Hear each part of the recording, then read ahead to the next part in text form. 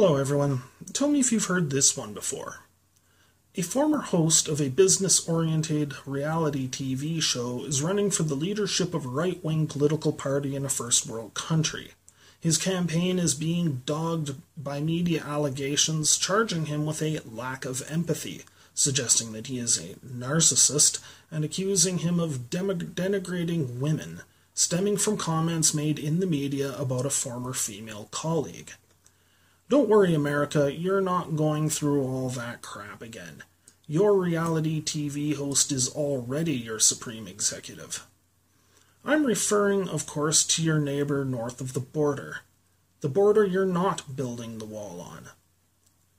Kevin O'Leary is a former host of the reality TV show Dragon's Den, wherein aspiring entrepreneurs appeal to the Dragons, 5 venture capitalists, of which O'Leary was one and the former colleague spoken of above, Arlene Dickinson, was another, for venture capital to get their dreams and aspirations up and running.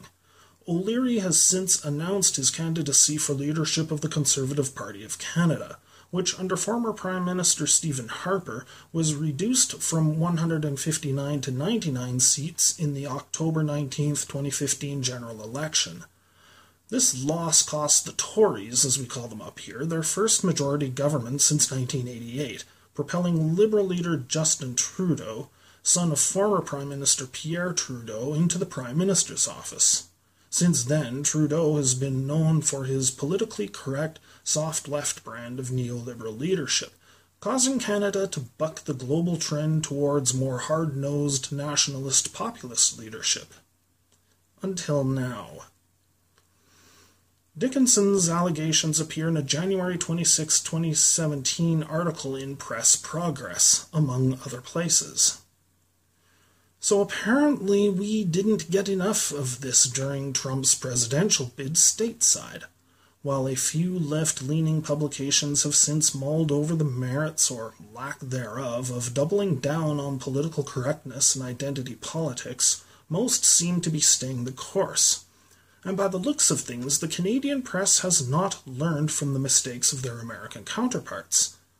They are going to harp on all the bad words O'Leary says about women, about gays, about natives, about immigrants, and O'Leary will use the spotlight this gives him to attack deeply unpopular cap-and-trade carbon taxes.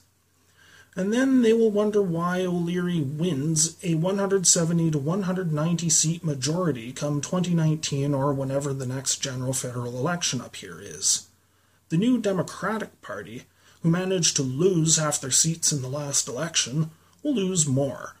The Liberal Party, emboldened by the Democrats playing the race and gender card again and again and again during Hillary's campaign and subsequently losing to Trump, will adopt the same strategy vis-a-vis O'Leary. As for the NDP, they'll adopt the flaky LEAP manifesto and double down on the cap and trade because the NDP just never gets tired of losing. Just to be on the safe side, they'll pander to Black Lives Matter Toronto when they crash the NDP convention, like they did Bernie Sanders and Pride Toronto, because the left always caves in. They always capitulate, they always lose. The left lost Brexit. They lost the US to Trump. They're now apparently in the early stages of losing Canada to O'Leary, and they're well down the path of losing France to Le Pen.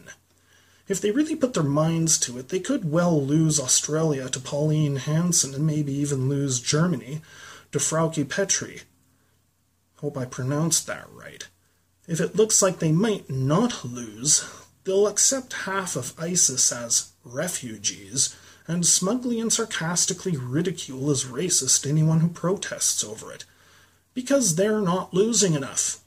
Once any of them stop losing, even for a moment, they'll turn on each other for being transphobic, transmisogynist, misogynoir, and just for being privileged. They just can't not lose. A left-leaning media establishment, stuffed to the gills with professional academics obsessed with cultural politics, are going to make damn good and sure their parties lose. The left always loses. They lose at everything. They lose everywhere. They lose on immigration. Electorates get fed up with mass immigration and refugees who get away with raping their daughters, as in Sweden, Germany, and Great Britain. But that's not enough losing for the left. They need to then attack these electorates for being racist. Europe's daughters are not losing enough. And as for the rape, they'll blame it on patriarchy and rape culture and encourage these same daughters to hate and reject their sons, because Europe's sons, I guess, are not losing enough either. To shore up the declining birth rates, they'll bring in still more Muslim immigrants. They lose at everything. They lose on the economy. Progressives oppose outsourcing and free trade until they're in office. Then it's time for the workers, whom progressives always claim to represent, to lose. They lose their jobs to foreign sweat labor and to the immigrants they bring in to work for lower wages. Workers' wages remain stagnant, and the Social Democratic parties lose. They then condemn the working classes they claim to represent for voting against their interests and deride them as racists. The European and North American left wonders why they can't stop losing. They're going to keep losing. They are going to keep losing bigly. But then a Bernie Sanders or someone like him appears, who actually hears the working classes when they say, "That's enough losing. We're bored with losing. We're tired of free trade and political correctness. We want to win for a change." But the working class never wins. But no, a Clinton or a Trudeau or a Corbyn will say, "No, that's not enough losing. You are not losing enough. We are not losing enough. You are all a racist, sexist, homophobic, xenophobic, and Islamophobic basket of deplorables. You deserve to lose more.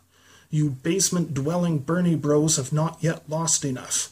You need to lose your union wages. You need to lose your jobs. You need to lose your income under mountains of student debt.